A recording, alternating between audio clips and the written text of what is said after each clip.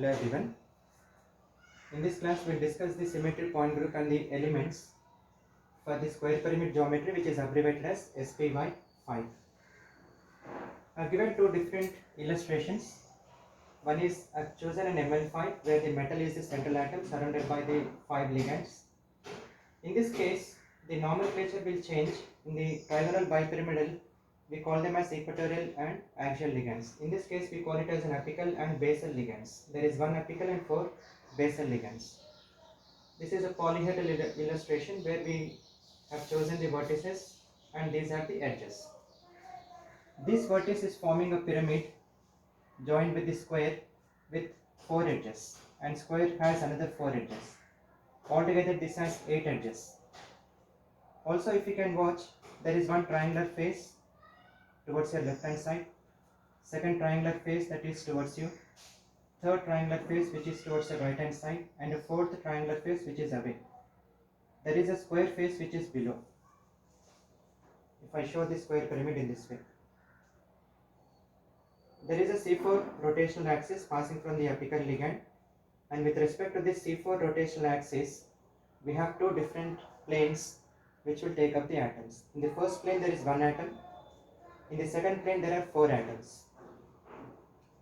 Whichever atom is an inward atom with respect to the principal axis, numbering should start from that atom. So if I am pointing it this way, you can see in the first plane this is one atom, and in the second plane there are 4 atoms, and this is an atom which is inward with respect to the rotational axis.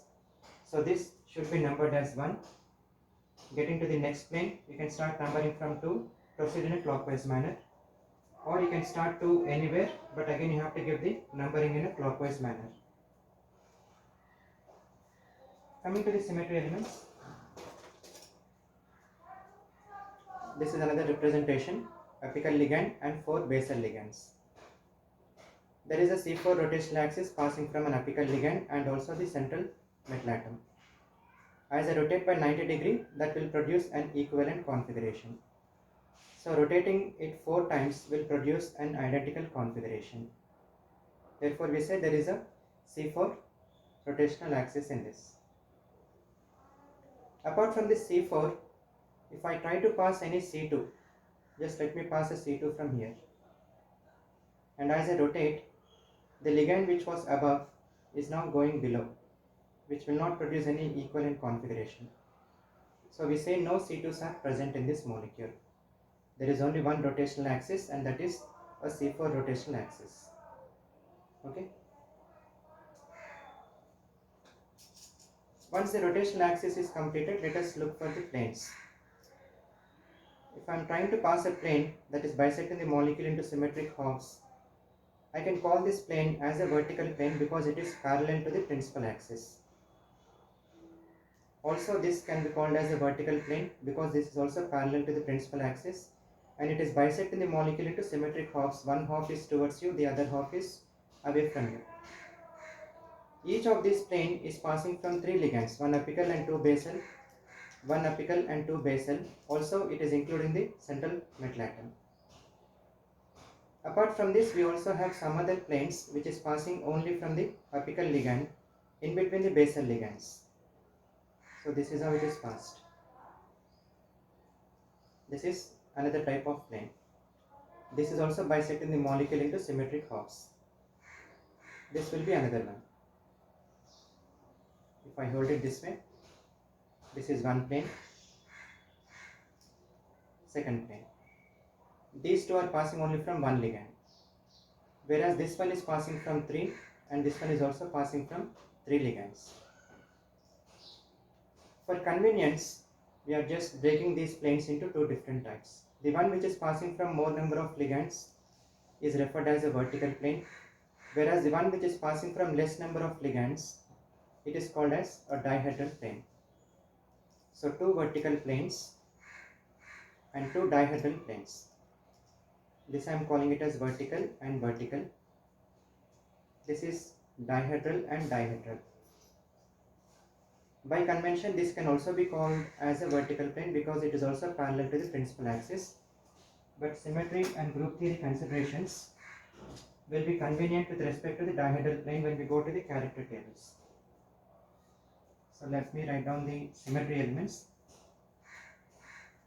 Identity, it is always present. C4 rotational axis is present, that will generate C41, C42 which is equivalent to a C2, C43. C4 will generate C41, C42 equivalent to a C2 and C43. We do not have any other rotational axis other than C4. I could write 4 sigma V, that is one convention, but for character tables purpose and group theory purpose we are just breaking down into 2 sigma V and 2 sigma D. There is no inversion also, no sigma H. Sn is also absent in this. So this belongs to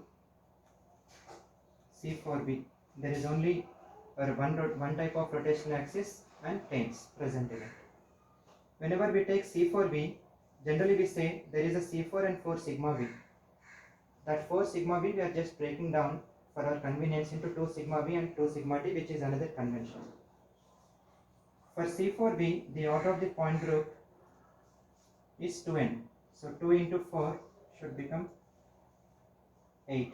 8 symmetry elements must be present in it. 2 vertical planes, 2 diagonal planes, 4, 5, 6, 7 and 8. Altogether there are 8 symmetry elements, and identically substituted square pyramid molecules, they belong to C4B point group.